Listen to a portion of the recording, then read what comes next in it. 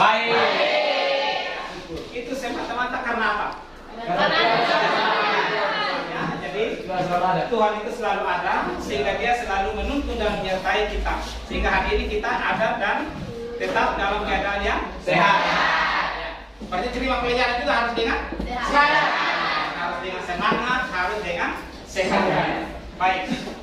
Sebelum kita masuk dalam pembelajaran kita hari ini, karena tadi kita bilang bahwa kita sudah mensyukuri bahwa Tuhan masih memberikan kesempatan kepada kita untuk kita bertemu, kita dalam keadaan yang sehat dan lain sebagainya. Namun sebelum kita masuk dalam pembelajaran, perlu juga kita melihat kebersihan yang ada pada diri kita dan juga kebersihan yang ada di dalam kelas. Untuk apa itu dilihat? Supaya ketika kita menerima pelajaran dengan nyaman. Baik dan lain sebagainya. Oke. Coba lihat dulu, jangan sampai ada sampah-sampah yang ada di punya pinggir-pinggir ini. Coba lihat supaya dibuang.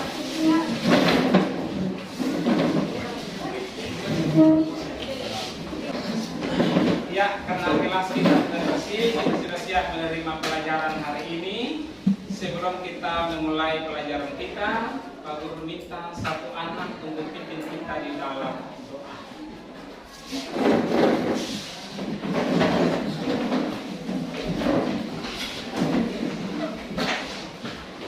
Sebelum kita memulai pelajaran, mari kita menghadap Tuhan di dalam doa. Kita berdoa. Terima kasih ya Tuhan atas penyertaan ya Bapa yang sudah limpahkan pada hari ini. Terima kasih juga ya Tuhan buat nafas kehidupan yang Kau percayakan kepada kami hari ini Tuhan. Pada saat hari ini ya Tuhan, kami anak-anak-Mu akan mulai materi pembelajaran kami ya Tuhan. Untuk kami ya Bapa, dan apa yang kami pelajari ya Tuhan, boleh mendapatkan tempat di dalam hati kami ya Tuhan. Dan boleh kami bawa kembali ke Tuhan kami ya Bapa. Terima kasih Tuhan, ini doa kami ya Bapa. Haleluya. Amin. Terima kasih.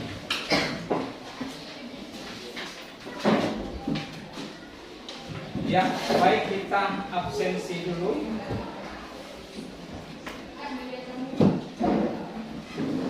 Ya, Pak Guru tanya saja. Kira-kira siapa yang tidak hadir hari ini? Oke, hadir semua. Siapa?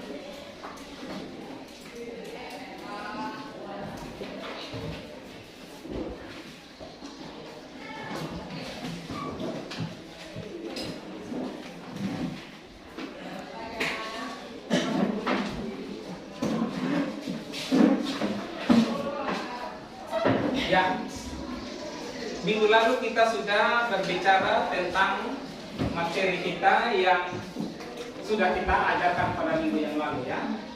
Nah, ada yang masih ingat kira-kira kita minggu lalu bicara tentang topik bahasan apa? Multikulturalisme. Ya, jadi minggu lalu kita bicara tentang materi multikulturalisme. Ada bicara tentang multikulturalisme. Pak Guru ingin mencari tahu dulu sebelum kita masuk. Siapa yang masih ingat tentang materi kita pada minggu yang lalu tentang multikulturalisme itu? Saya, Pak. Ya, ada. Kira-kira apa yang Anda ingat? Indonesia sebagai negara multikultur, yaitu dari sudut budaya, agama, bahasa, dan lain-lain. Ya, jadi yang pertama dilihat bahwa Indonesia adalah sebagai negara multikultur. Apa multikulturnya? Multikultur di mana? Multikultur di dalam budaya, bahasa, agama, suku, ya, dan ras dan lain sebagainya. Itu dia dilihat ya bahwa ketika bicara tentang multikultur, bicara tentang kepelbagaian di dalamnya. Apanya yang kepelbagaian itu tadi? Ada adat istiadatnya, kebudayaannya, dan seterusnya, kesenian dan sebagainya. Oke, sudah ada satu orang yang memberikan pemahamannya. Ada lagi yang ingin memberikan pemahaman? Poin yang kedua, ada mungkin? Ya, coba. Multikultur tentang kepelbagaian, namun tetap berada dalam satu kebinekaan tunggal ika. Ya, jadi ketika kita bicara tentang multikultur dan kepelbagaian, ada istilah yang satu semboyan di situ, yaitu tentang yang ada di sini. Apa? Bineka Tunggal Ika.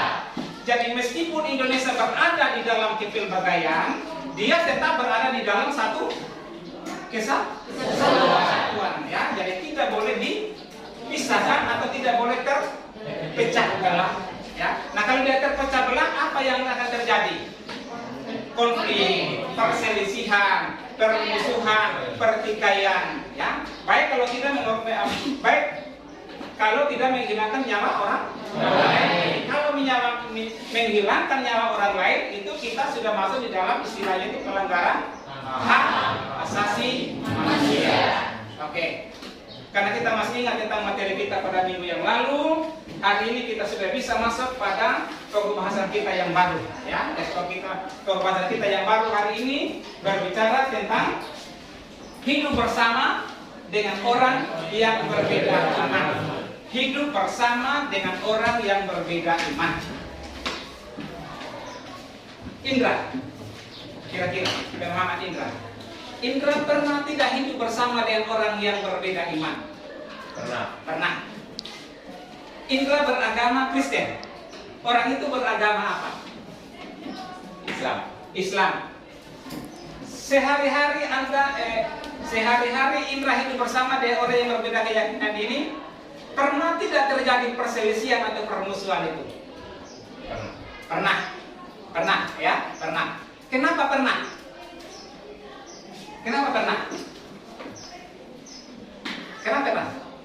Ada yang merasa? Ada yang beda pendapat, ya. Mungkin yang dia buat tidak sesuai dengan apa yang kita inginkan, ya. Wajar tidak kalau terjadi seperti itu? Sangat wajar, ya. Jadi kita lihat pada perbedaan keyakinan, saya akan bisa juga membawa sesuatu yang kerusuhan atau bentrok yang menyebabkan hubungan antara satu dengan lain semakin terpecah belah atau terganggu. Nah, kalau misalnya pada beberapa waktu yang lalu terjadi perselisihan, terjadi kerusuhan, ya, misalnya kerusuhan di Poso, ya, kalau di dalam buku itu ada kerusuhan di Poso, kerusuhan di Ambon, dan kerusuhan di Kupang, Kalimantan, dan lain sebagainya. Itu dampaknya, itu permasalahannya tentang apa? Tentang agama, ya. Perselisihannya tentang agama. Nah, kalau kita melihat itu perselisihan tentang agama, berarti masih banyak orang yang ketika hidup bersama dengan orang yang berbeda iman, mereka tidak berada di dalam satu kesatuan, ya. Mereka tidak. Nah, kalau mereka berada dalam satu kesatuan, apakah harus terjadi kasus-kasus seperti itu? Tidak, ya. Jadi karena itu kita katakan tadi di dalam itu tentang multikulturalisme tadi bicara tentang kebinekaan tunggal ika. Jadi meskipun kita berbeda, bangsa Indonesia ini berbeda dan latar belakang dan lain sebagainya, kita tetap berada di dalam satu kesatuan, tidak boleh terpecah belah, ya. Jadi seperti itu. Nah, tadi kita bicara tentang Indonesia sebagai negara kesatuan, ya. Ada kepelbagaian di dalamnya. Nah, ketika kita bicara tentang hidup bersama dengan orang yang berbeda iman, maka perbedaan-perbedaan yang ada, meskipun itu ada, tidak harus menciptakan suatu perselisihan di antara satu dengan yang lain. Kalau terjadi perselisihan, apa yang akan terjadi? Akan terjadi saling bermusuhan antara satu dengan yang lain. Contoh permusuhannya apa? Ketika dia berjalan, ada orang yang bertemu dengan dia dan lain sebagainya. Apakah mereka masih tutur sapa menyapa? Tidak. Masih apa yang mereka lakukan ketika bertemu? Jalan terus atau buat buka. Pernah merasakan itu? Pernah. Ya. Wajar tidak itu? Tidak. Harusnya tidak wajar dia. Harusnya tidak wajar karena setiap manusia itu kan sudah diajarkan oleh Tuhan untuk saling mengasihi antara satu dengan lain. Kalaupun kita bertemu dengan dia, kita sapa dia. Kalau saja dia tidak sapa kita, siapa yang salah di situ? Siapa yang salah? Diri sendiri. Kita yang sapa dia, tapi dia tidak sapa kita. Siapa yang salah di situ? Dia. Salah. Kita sudah menunjukkan kita punya kasih kepada dia, tetapi dia tidak memberikan balasan terhadap kasih yang kita berikan kepada dia, ya. Jadi karena itu kita berbicara tentang hidup bersama dengan orang yang berbeda iman. Sebenarnya tidak boleh juga kita menimbulkan pertikaian atau perselisihan. Dan haruslah hidup dalam keadaan yang damai, ya. Ada di dalam Alkitab itu berbicara tentang Mazmur 133, ya. Kalau kita di dalam kitab itu ada bicara tentang Mazmur 133, itu bicara tentang apa? hidup rukun, persaudaraan yang rukun. Ya, siapa yang penulis Mazmur itu? Siapa? Daud, betul, Daud. Ya, apa yang dikatakan itu? Sungguh alangkah baik dan indahnya apabila saudara-saudara hidup bersama dengan rukun. Rukun artinya apa? Damai. Tidak ada percekcokan, perselisihan, permasalahan dan lain sebagainya. Di dalam rumah tangga ada tidak suasana kedamaian? Ada. Ada tidak perselisihan? Ada. Berarti apakah kita telah memaknai Mazmur 133? Apa kita telah memaknai Mazmur 133? Sudah, tetapi dalam kenyataannya sering terjadi perselisihan di dalamnya. Apakah itu antara orang tua dengan anaknya, atau anak dengan atau kakak dengan adik dan lain sebagainya, pasti akan. Nah, ini hal-hal seperti itu kan kita bisa melihat bahwa tidak adanya kehidupan yang rukun, damai di dalamnya. Seperti itu. Exxon, kira-kira Exxon. Kalau kita bicara tentang hidup damai dengan orang yang berbeda iman, ya, hidup damai dengan orang yang berbeda iman. Sekarang Pak Guru mau tanya Exxon, pernah dalam hal apa Exxon kira-kira melakukan hal-hal contohnya adalah hidup bersama dengan orang yang berbeda iman. Pada saat mana Exxon melakukan hal itu? Pada saat apa? Ada kegiatan apa Exxon bisa ada bersama dengan orang-orang di sini? Misalnya acara adat.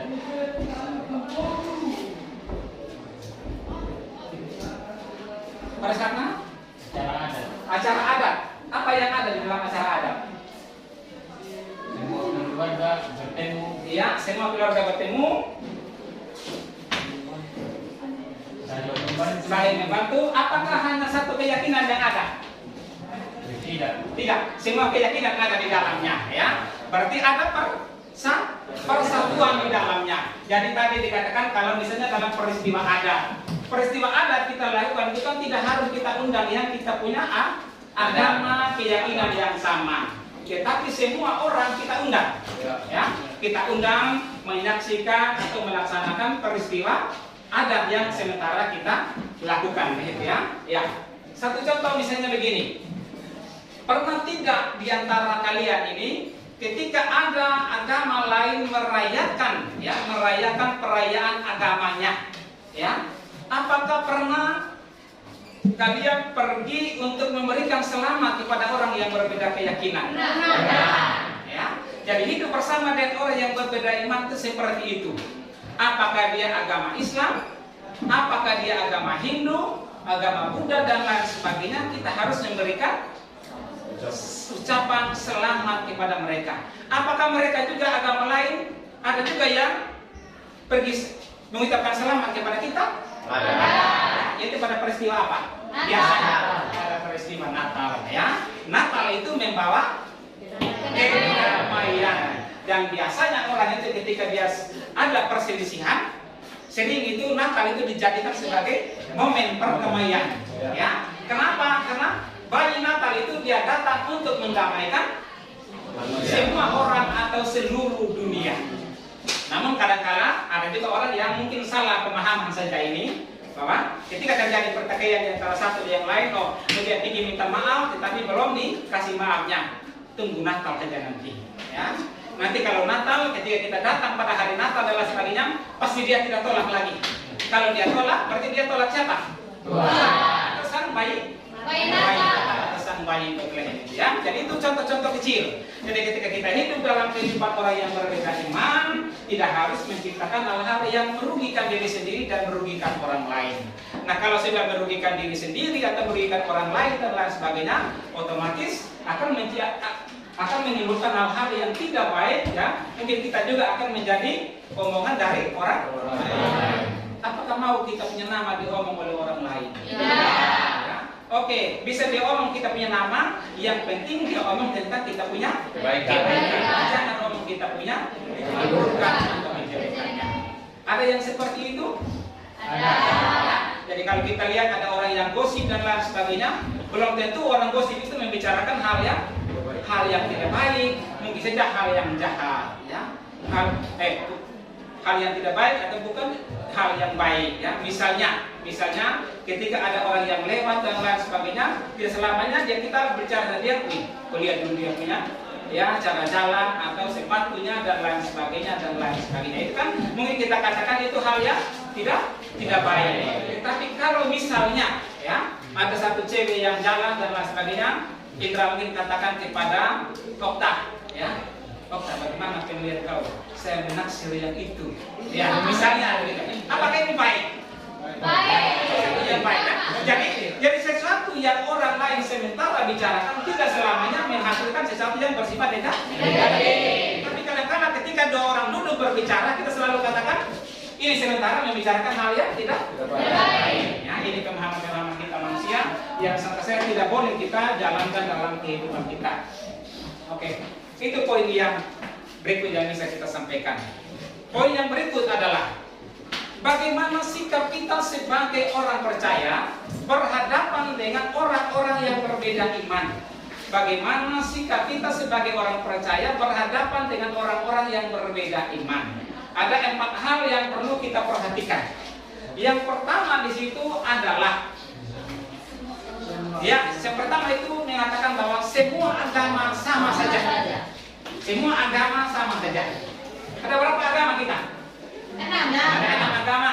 Islam, Protestan, Hindu, Buddha, Konghucu. Arab itu kan sudah masuk dalam sebuah agama. Bukan lagi dia sebuah keyakinan, tapi dia sudah masuk dalam sebuah agama. Nah, dari hal-hal yang kita sudah lihat tadi itu tentang hal ini, ada yang pertama itu adalah semua agama sama saja. Kalau ditanya pada kalian, semua agama sama saja, apakah semua agama yang ada di dalam dunia itu sama saja punya ajaran? Tidak. Jadi ajaran agama yang satu mengajarkan tentang juru selamat atau mengajarkan tentang orang yang dia percayai berbeda dengan ajaran yang diajarkan oleh agama yang lain. Jadi konsep tentang semua agama sama saja itu adalah konsep yang keliru. Kenapa keliru? Kalau semua agama sama saja, berarti tidak perlu lagi kita berbeda agama, harus satu agama. Tapi dalam kenyataannya ada masing-masing dengan dia punya keyakinan. Apakah dia Islam, Kristen atau dan seterusnya, itu berbeda keyakinan. Nah, dalam perbedaan ini tadi yang kita bilang bahwa tetap kita menciptakan satu kesatuan di dalamnya. Itu yang pertama. Yang kedua adalah kita menganggap bahwa agama kita yang paling baik, yang paling benar. Kita menganggap bahwa agama kita yang paling baik dan paling benar. Memang ada di dalam Alkitab, tapi jangan diterjemahkan secara lurus tentang itu. Misalnya, ada kata Alkitab dia katakan begini, akulah jalan, kebenaran, dan hidup. Tidak ada seorang pun yang datang kepada Bapa kalau tidak melalui aku. Nah, kalau dia mengatakan sebagai akulah jalan, kebenaran, dan hidup, tidak ada seorang pun yang datang kepada Bapa kalau tidak melalui aku. Berarti orang akan masuk surga, orang akan menuju kepada Kristus kalau dia beragama Kristen. Begitu ya? Jangan diterjemahkan lurus dia, Diterjemahkan adalah setiap agama mengakui bahwa ketika dia mempercayakan hidupnya kepada orang yang dia percayai, pasti dia akan menuju kepada kehidupan yang kekal. Seperti yang ada di dalam Injil Yohanes 3 ayat 16 yang percaya akan memperoleh kehidupan yang kekal. Yang tidak percaya akan memperoleh kebinasaan. Jadi poin kita yang kedua itu adalah tentang jangan menganggap bahwa agama kita yang lebih benar dan menjadikan agama lain. Jangan memaksakan seseorang untuk memeluk agama kita sementara dia juga memiliki keyakinan yang berbeda dengan kita. Tidak boleh kita katakan kau masuk saya punya agama supaya kita bisa menikah atau dan lain sebagainya. Mungkin dalam tanda kutip itu hal yang baik, tetapi jangan sampai kita dikata-katai orang bahwa kita sementara memaksa orang lain untuk memeluk keyakinan atau agama yang sama sekali orang itu tidak suka atau tidak mau dia masuk agama itu. Ya, itu poin kita yang kedua. Poin kita yang ketiga itu adalah tentang toleransi. Ya, apa itu toleransi? Memberikan kebebasan pada seseorang untuk memeluk agama dan kepercayaannya sesuai dengan keyakinan. Tetapi toleransi yang kita mau lihat itu adalah ada toleransi seperti ini. Katakanlah Siska membuat sebuah kesalahan, ya, kesalahan di dalam kelas. Pak guru katakan Siska tahu membuat kesalahan di dalam kelas. Pak guru masih tolerir, masih memberikan toleransinya. Dia buat lagi yang kedua, Pak guru memberikan toleransinya. Dia buat lagi yang ketiga dan sebagainya, memberikan toleransi. Apakah harus diberikan toleransi terus dia di situ? Tidak. Jadi kata toleransi yang dimaksudkan di sini adalah tidak harus dilakukan oleh orang ketika dia sudah menemukan sebuah kesalahan. Jangan sampai dia buat kesalahan, kan ada toleransi juga yang dia berikan. Nah, kalau kan semua orang itu ada dia punya keterbatasannya. Jadi kalau dia sudah omong dan sebagainya, orang itu masih tidak sesuai, tidak mampu melaksanakan apa yang dia katakan, otomatis ada pada sesuatu yang dia pada istilahnya kita itu alam kesadarannya dia sudah tidak baik lagi, pasti dia katakan ya stop sudah, ya saya tidak memberikan toleransi lagi atau dispensasi lagi. Yang kau salah ini ya bertanggung jawab sudah apa yang menjadi kesalahannya dan sebagainya. Oke, itu poin yang ketiga. Poin yang keempat itu adalah tentang kita harus menghargai orang lain. Tadi kita bilang bahwa di Indonesia ini ada sekian agama. Sekian agama ini pasti dengan dia punya keyakinan. Pasti dengan dia yang percaya salah satu orang yang dia percayakan untuk menjadi dia punya Tuhannya sebagai juru selamatnya, ya. Nah, kalau kita sebagai orang Kristen kan kita percaya Tuhan sebagai juru selamat, ya. Kalau agama lain kan berbeda lagi, ya, keyakinan mereka itu. Nah, semua dikatakan tadi bahwa ketika seseorang sementara beribadah, memeluk agama dan keyakinannya, maka tanggung jawab kita adalah memberikan kesempatan kepada orang yang sementara melaksanakan ibadah mereka, ya. Jadi berikan kesempatan kepada mereka, karena mereka juga sementara memuji dan memuliakan nama Tuhan. Tuhan siapa? Tuhan yang dipercayai oleh keyakinan mereka, ya. Jadi tidak boleh, apalagi kalau misalnya orang beribadah kita ribut, buka ket dan lain sebagainya, atau melempar orang yang sementara beribadah. Itu kan hal yang tidak baik. Nah, oleh karena itu dalam kehidupan kita, ketika kita berbicara tentang hidup bersama dengan orang yang berbeda iman tadi, meskipun kita di dalam dunia ini ada dengan orang-orang yang beragama lain, kita tetap menciptakan satu kehidupan yang harmonis di dalamnya. Ingat kalau Daud saja di dalam Mazmur 133 dikatakan sungguh alangkah baik dan indahnya, ya. Jadi diharapkan kepada kita semua untuk kita hidup dalam suasana kita kedamaian di dalamnya. Seperti itu, ya. Oke, itu kira-kira materi kita pada hari ini, ya. Materi kita tentang hidup bersama dengan orang yang berbeda iman. Baik, sebelum kita masuk di dalam diskusi kelompok, mungkin ada yang ingin bertanya di seputar materi kita pada hari ini? Ada kira-kira yang ingin bertanya? Oke, Dennis, kira-kira ada pertanyaan apa tentang materi kita ini? Sikap apakah yang dapat kita lakukan supaya kita tetap hidup bersama dengan orang yang berbeda iman? Sikap apakah yang dapat kita lakukan untuk kita bisa hidup dengan orang yang berbeda iman? Sikap apakah yang harus kita lakukan dengan orang yang berbeda iman? Oke, sikap apa kira-kira? Ada yang ingin menjawab? Ya, coba. Sikap apa? Sebagai orang Kristen, kita tetap menjaga kesatuan dan persatuan di antara umat, sehingga tidak terjadi perpecahan di adanya, atau dengan kata lain, ketika kita mendapat orang yang membutuhkan pertolongan, maka kita harus membantunya. Ya, apa sikap kita tadi? Dia katakan di situ adalah membantu, menolong, ya, membantu atau menolong. Ketika orang ada di pinggir jalan, ketika kita bertemu dengan orang di jalan, ada begini. Pernah tidak kita bertemu dengan orang yang sementara menunggu pertolongan atau meminta pertolongan. Pernah tidak? Nah, sebagai remaja Kristen, apa yang kalian bisa lakukan? Membantu atau menolong. Ya. Satu contoh misalnya, apa yang kalian temukan apa yang kalian temukan di perjalanan yang Anda bisa menolong orang itu?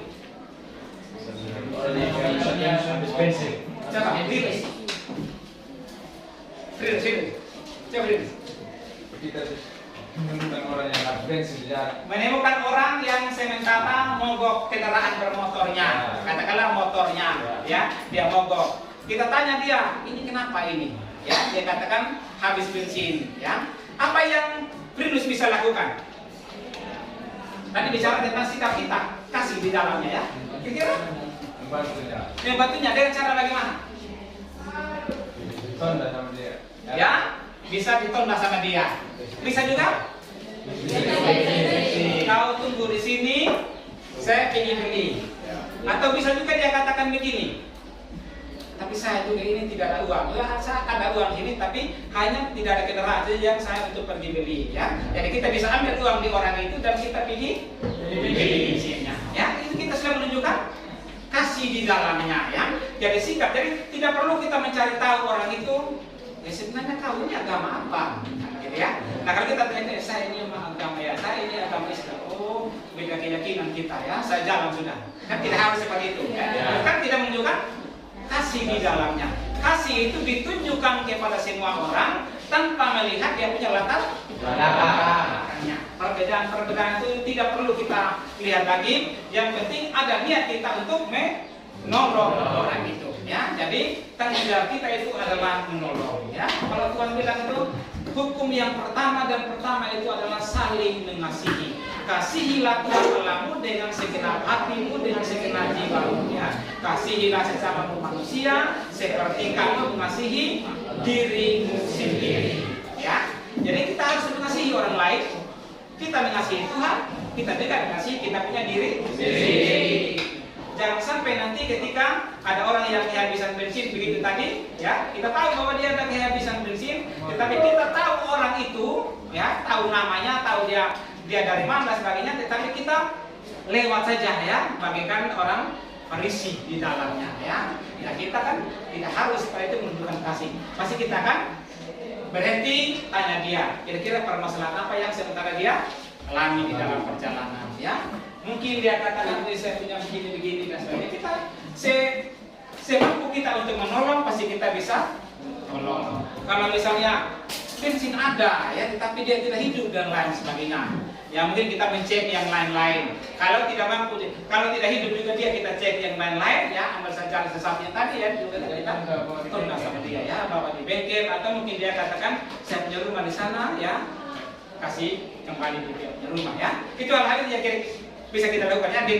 Jadi sikap-sikap apa tadi adalah sikap yang kita lihat adalah tentang kasih. Jadi kita harus menunjukkan kasih kita kepada orang lain tanpa memandang orang lain itu berbeda suku atau keyakinan dengan kita.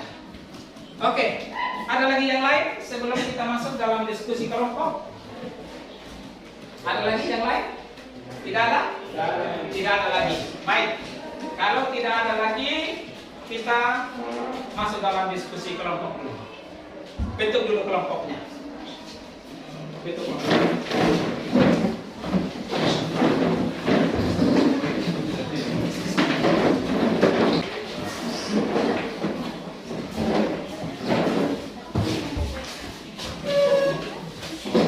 Ya, baik. Kita coba berdiskusi kelompok. Di dalam LKPD yang ada ini ada 3 soal yang Anda berikan, biar kalian bisa diskusi di dalam kelompok dan mengerjakan 3 soal ini. Setelah itu sebentar, satu kelompok kita ambil untuk presentasi, ya. Jadi satu kelompok nanti ketika dia maju presentasi, semua kelompok bisa bertanya. Ada kelompok yang sementara presentasi, ya bisa berikan, bisa. Oke.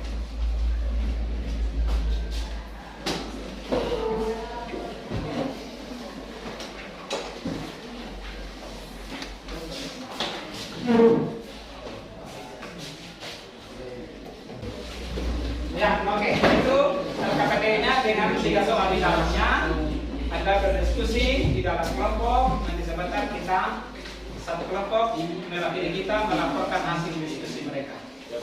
Ini bahasa dulu soal-soal kalau diskusi bu.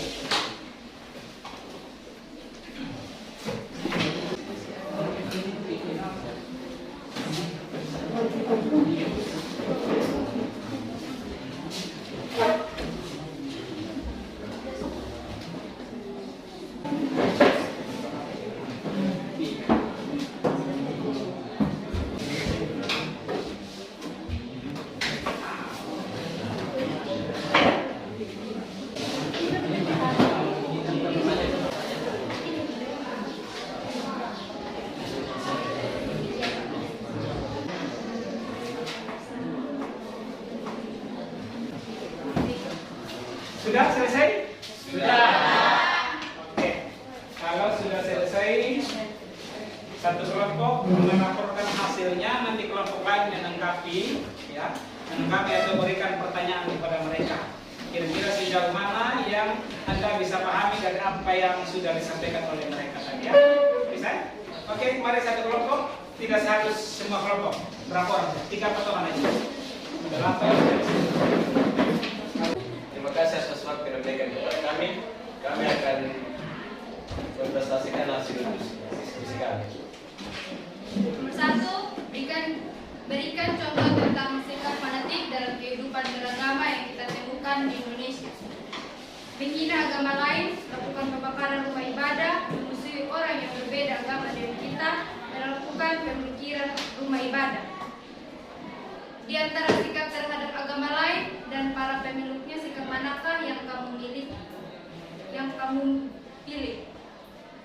Sikap menghargai agama lain, yaitu saling menghargai, memberi ruang bagi agama lain dalam melakukan kegiatan keagamaan mereka, saling menjaga ketertiban jika kegiatan besar keagamaan. Hambatan yang bisa saja terjadi dalam usaha untuk membangun toleransi antar umat beragama adalah kurangnya pengetahuan tentang adanya perbedaan yang menyebabkan orang menjadi egois dan sombong, merasa lebih baik dan tidak peduli dengan saudara, teman, tetangga, dan masyarakat. Bagaimana sikap gerejamu terhadap orang-orang beragama lain? Sikap gereja harus hidup dalam kedamaian. Ketika kita mau bertoleransi dalam hidup beragama, maka hidup akan sangat damai. Kita akan merasakan betapa indahnya hidup berdampingan, karena itu tidak ada kata bertengkar antar umat beragama. Gereja harus menjaga persatuan dan kesatuan. Kita harus tahu bahwa toleransi antar umat beragama adalah penting karena kita telah tonggak persatuan dan kesatuan bangsa. Gereja harus berkomunikasi antar masyarakat semakin baik. Kita harus ikut akui bahwa dengan adanya komunikasi maka kita tidak akan menciptakan pertengkaran antara umat beragama. Memang menjalin komunikasi yang baik karena sesama anak bangsa. Demikian hasil diskusi kami. Jika ada yang mau bertanya, kami persilakan. Oke, kelompok sudah menyampaikan apa yang hasil diskusi mereka. Kesempatan telah diberikan oleh kelompok untuk kepada kelompok yang lain untuk memberikan pertanyaan. Adakah di antara kelompok yang ada ini yang ingin bertanya pada kelompok ini? Kesempatan telah diberikan. Ya, diarahkan kepada kelompok. Sejauh manakah gereja memberi ruang kepada orang yang berbeda agama dengan kita? Sejauh manakah gereja telah memberikan ruang kepada orang yang berbeda agama dengan kita? Ya, biarkan mereka berdiskusi dulu. Jadi baik, kami akan menjawab pertanyaan dari Mbak. Jadi dalam situasi dan kondisi apapun, gereja harus memberi ruang kepada mereka untuk memeluk agama dan keyakinan yang mereka miliki, yaitu dengan jalan menjaga keamanan saat orang yang berbeda keyakinan dengan kita menjalankan ibadahnya, membantu mereka apabila bisa membantu mereka. Memberikan? Memberi ruang kepada mereka untuk Ya, memeluk agama. oke. Jadi kelompok mengatakan bahwa apa sikapnya, ya. Jadi kita harus memberi ruang. Memberi ruang itu sama dengan memberikan kesempatan, ya. Memberikan kesempatan kepada orang untuk melaksanakan apa yang sementara mereka lakukan, ya. Katakanlah misalnya kalau pada peristiwa hari Natal itu, nah kalau kita sebelum melaksanakan ibadah pada hari Natal, biasanya itu ada kita dijaga, ya. Dijaga oleh siapa? Tentara atau polisi. Yang dalam hal ini adalah keamanan. Jangan sampai pada saat kita melaksanakan ibadah, tiba-tiba ada orang sebagai penyusup yang masuk di dalam kita punya gereja. Apa yang dia lakukan? Pasti akan dia menghancurkan, ya, suasana ibadah yang sementara berlangsung pada saat itu, ya. Nah, hal-hal ini, jadi pertanyaan tadi dikatakan Bapak Ibu, bagaimana sikap gereja? Sikap gereja tadi mereka katakan bahwa kita harus memberikan ruang. Kita harus menjaga orang yang sementara beribadah. Karena tidak kita melihat bahwa kalau orang agama Kristen sementara menjalankan ibadah mereka, katakanlah misalnya ada peristiwa Natal, apakah yang beragama lain tidak ikut menjaga keamanan yang ada dalam gereja? Ikut atau tidak ikut? Ikut juga, ya. Jadi orang yang beragama lain juga ada juga yang ikut menjaga keamanan yang sementara beribadah. Ya, jadi sikap itu yang harus kita lakukan. Ya, jadi tidak harus kita, ya, menciptakan sesuatu yang kurang baik atau yang menghancurkan persekutuan orang lain. Nah, kalau kita menghancurkan persekutuan orang lain, nanti akan timbul semacam perselisihan atau pemberontakan di dalamnya. Nah, kalau sudah terjadi pemberontakan di dalamnya, kan suasana ibadah dia semakin hilang, tidak ada lagi hikmahnya, tidak ada lagi faedahnya. Orang lari keluar sementara ibadah sementara berjalan. Orang lari keluar untuk apa? Untuk menyelamatkan diri. Tapi kita sementara beribadah. Ya, jadi itu hal itu yang bisa disampaikan oleh kelompok tadi, ya. Indra, itu yang disampaikan oleh kelompok. Ada lagi yang ingin bertanya pada kelompok? Kelompok masih ingin, kalau saja ada pertanyaan lagi sebelum kelompok menutup diskusinya. Tidak ada? Ya, mudah-mudahan bisa dipahami, ya, apa yang disampaikan oleh kelompok tadi. Oke, dikembalikan kepada kelompok untuk menutup. Sekian dan terima kasih hasil diskusi kami. Ya, kita berikan aplaus kali ini.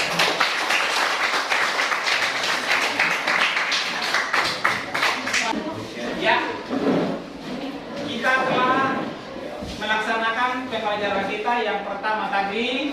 Kita menggali materi yang dari awal, ya, pertemuan kita pada minggu yang lalu. Yang kedua, Pak Guru menyampaikan tentang isi materi kita hari ini tentang hidup bersama dengan orang yang berbeda iman. Yang ketiga tadi kita sudah diantar oleh kelompok dalam diskusi kelompok. Ada pertanyaan yang diajukan kepada kelompok dan kelompok sudah menjawabnya. Nah, sekarang kita masuk lagi di dalam.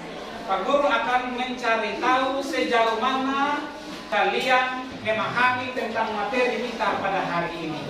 Lewat kita evaluasi, ya. Jadi kita evaluasi dulu sejauh mana kalian tadi memahami tentang materi kita pada hari ini. Karena itu kesempatan kembalikan dulu ke posisi masing-masing. Ya, sebelum kita masuk dalam evaluasi kita, Pak Guru kumpul kembali dulu itu materi yang tadi yang kami kerjain. Oke, pasti diri kan? Siapa?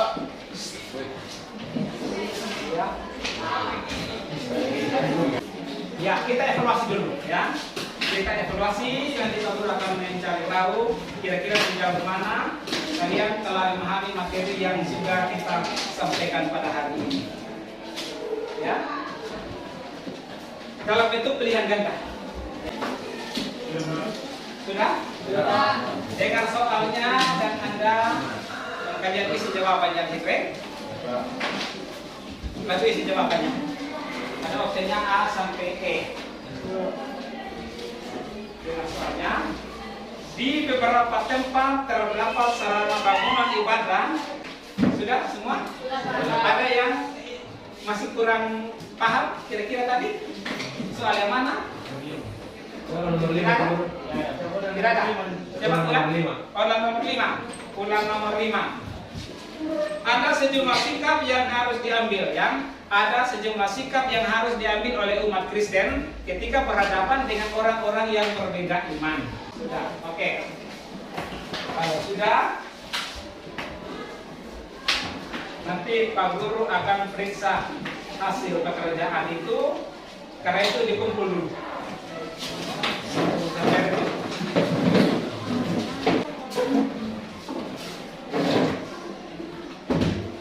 Oke, nanti minggu depan baru Pak Guru bagikan ya, Pak Guru akan periksa.